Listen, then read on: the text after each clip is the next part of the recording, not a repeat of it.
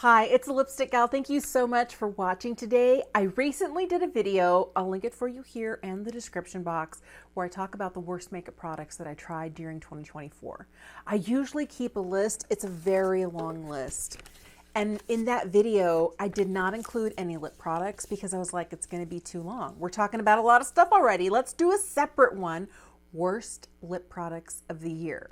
I want to make sure that as I keep this list, it's full of both the good and the bad, everything that I've tried. Some of these are new releases for the year. Some of these were just products that happened to come into my collection and were not working. When I'm thinking about criteria for a lip product, for my 50-year-old lips, I want it to stay within the border. I want it to be nourishing and comfortable. I want it not to be drying. If you're dry, game over. And then on top of that, I want it to make my lips look better than they are. You know, I know what I'm dealing with, but if I get something that makes my lips look small, deflated, and dry, no, thank you. All right, I'm going to start with kind of treatment things. And I really wanted to love this. And is it a bad product? No. I just wish it was a complete product. And it's the Good Light Space Lip Milk.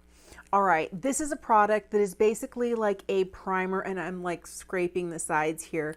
A primer for your lips. It goes on white, but then it goes to clear. And this has a lot of good ingredients in it that help to moisturize your lips. But if you don't put something occlusive over the top, game over. This lasts like 10 minutes and your lips are like, oh, they feel so good. And then it's like, what happened? They're so dry. They're so dry. I think that I am not the customer for this product. I think it's probably a really good product for the right person, but I want a hydrating balm or a hydrating lip product that is going to give me the, the benefits that this will give me, but in one go. I don't want to have to prime and then put something else on. I just want to put something on. This one really hurt because I love the product on the inside, and it's from Fenty. It's their Plush Puddin'. This I got in a duo. There were two of them. There was the cherry scent, and then there was this vanilla scent in a duo pack last year for the holidays. And I love the product on the inside so much, but I hate the packaging. All right, here we go. 1 click. 2 clicks, 3 clicks, and I'm waiting. 4 clicks, 5 clicks, 6 clicks, 7, 8, 9, 10, and then I finally get it.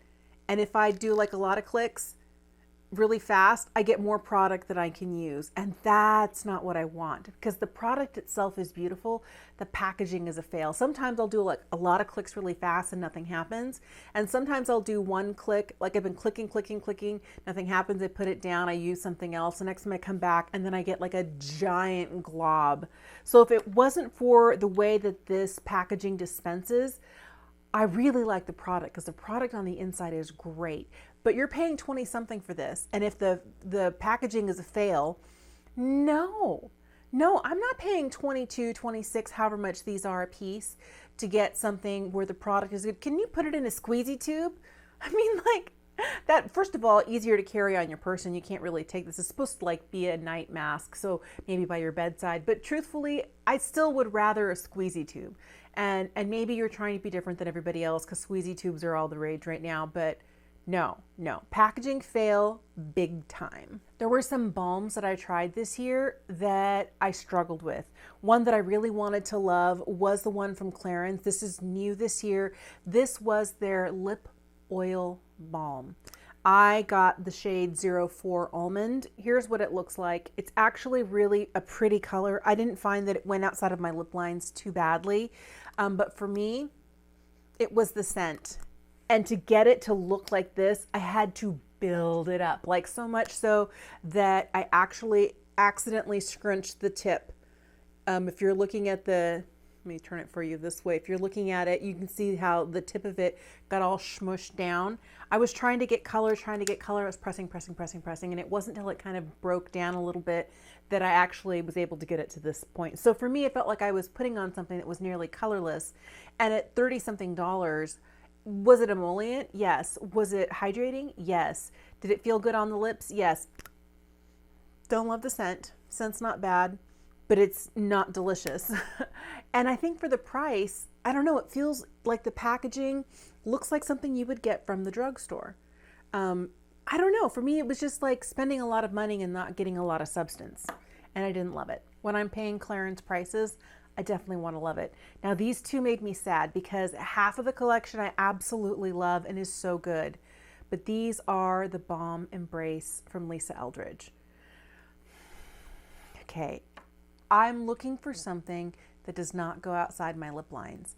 And this formula travels. So the two shades that I struggled with were the one in Red Curve, because it's such a pretty color, but guess who looks like red clown mouth after wearing this for about an hour? The warmth of my lips, and it just starts to go outside the vermilion border, and then I have like glossy red where I don't want it. Same thing with the deepest shade in Metropolis. Like, I love these. They feel so good. They're very nourishing. Now, can I, with a lip liner, mitigate all of those problems? Yeah, I do. But the idea of a balm is that it's easy and that you can just throw it on and go. Like, you can put these on without a mirror, but pretty soon, after like about an hour, it looks like you put them on without a mirror. And it's just these darker shades. I can wear Sweet Fig, Meet Cute, and Epon without liners, and they look fine because they're so close to my skin tone or my lip color that if they get a little bit outside, it doesn't look bad. But these more intense colors on my fair skin, oh my goodness,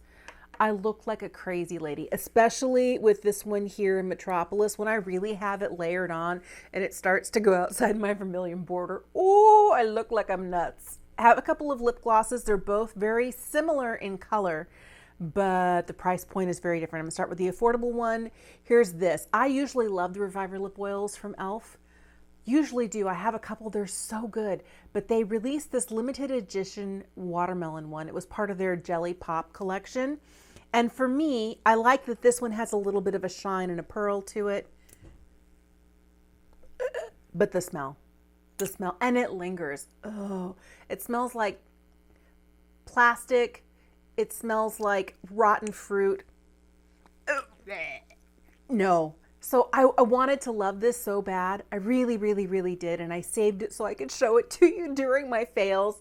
But this was terrible. And I'm kind of afraid. I know that e.l.f. just came out with new Reviver lip oils that had like shimmer in them. And I wanted to go, I don't know. Because all I could think of was this. And I was like, no. Now this next one, there's nothing wrong with it. It is a beautiful gloss. It is a stunning gloss. It is really great. But for me, it doesn't have a ton of substance for the price point, which is why it's in worst products of the year, because it's so expensive, and it's just a gloss. I feel like it doesn't do anything more than a regular gloss would do, and it's the new Prisma gloss from Armani. This was new this year, and you can see I've used it. I really liked it. This was the one in Cherry Vanilla. Oh man, so good. I love the way it looked. It's everything about this. There's really no scent to this. It's really glassy. It smooths out all of the lines on my lips without being goopy. But it's $42. And I plowed through this. Like, I'm at the point now where I'm, scraping the sides and trying to get to the bottom. I'm going to have to take the stopper out to get the rest of it.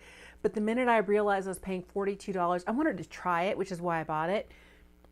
But I feel like some of the other lip oils, lip glosses that I have that are not at that $40 price point, I was like, no, I'm okay. I don't need to have this at this price point. It's nice, but it's not that nice. This is the one this year that I tried, and I know she's not new. She was new to my collection. I wanted to love it. I love the color, but the formula and me do not agree.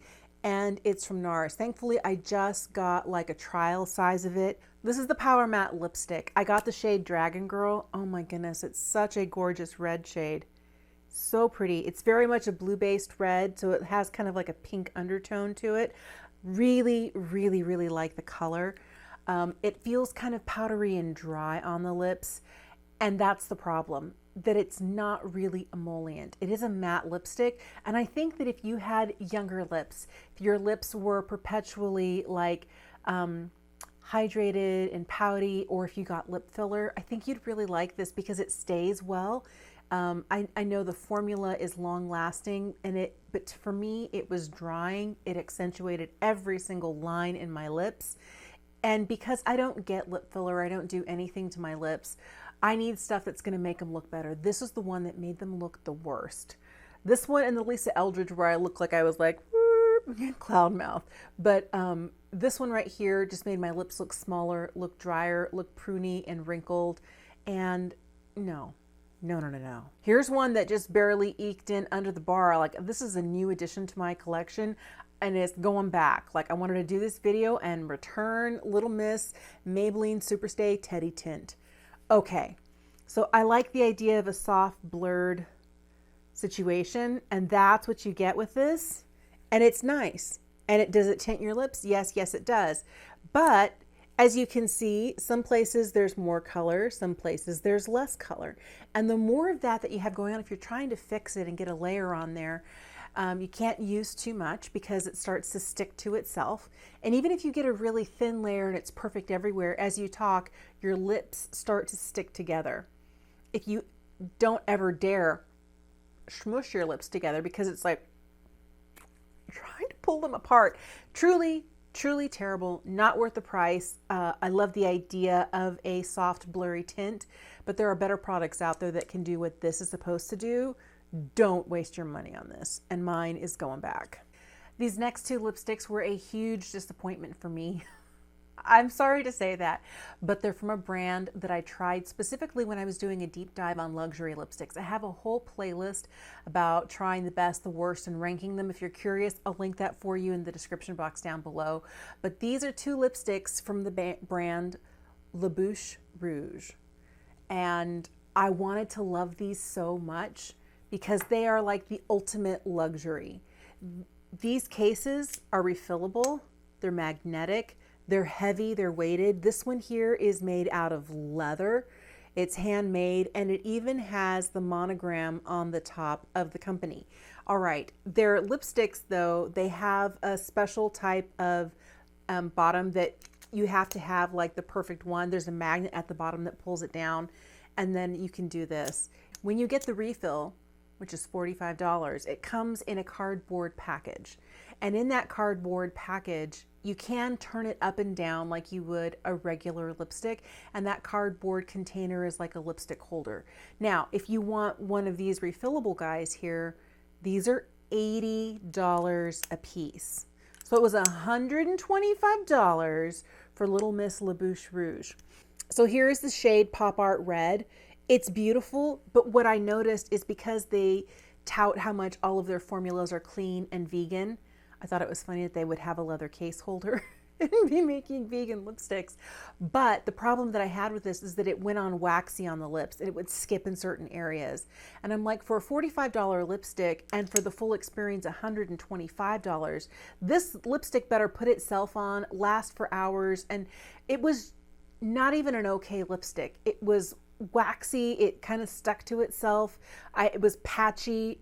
Did not like, do not recommend. The other one I tried is the shade L'Adore. It's not matte, it's more of a sheer. It's definitely a warmer. So this one in L'Adore was kind of like their satin. Pop Art Red was their matte. I liked the colors that they offered, but again, like, you're paying a lot for the experience. This one here, the packaging, I actually got reduced. Instead of being $80, it was, I think, only $40. It was on sale. The other thing is this one is made out of vegan leather. And to me, to have one made out of real leather and one out of vegan leather and then talk about how all your lipsticks are vegan, it seemed a little weird. I would think they would want to go with the vegan leather, but I don't know that they would be able to charge that $80 price point. But it has all the same markings. It still has like Le Bouche Rouge's monogram here. It is still magnetic. It's exactly like the other one. It's just the exterior that's different. But I'll tell you, these two lipsticks were such a disappointment to me. I wanted to love them so much, but for that luxurious $125 price point, no, they didn't do it. They both felt waxy and patchy, and the exterior is luxurious, but the product itself, I still have drugstore lipsticks that apply better than these guys. When I was doing that luxury video, I'm like, let's try a little Clé de Peau. And it's been a while since I've had a Clé de Peau lipstick. But guess what? They're inexpensive, cheap plastic packaging has not changed. This is not a snap closure. It kind of like glides closed, but there's no magnets in this. There's no weight in this. This feels like a Revlon lipstick. The shade is Riveting Red. Boy, I bought a lot of reds this year. It's a really pretty shade, but guess what Little Miss Clé de Peau does? This is what, almost $70?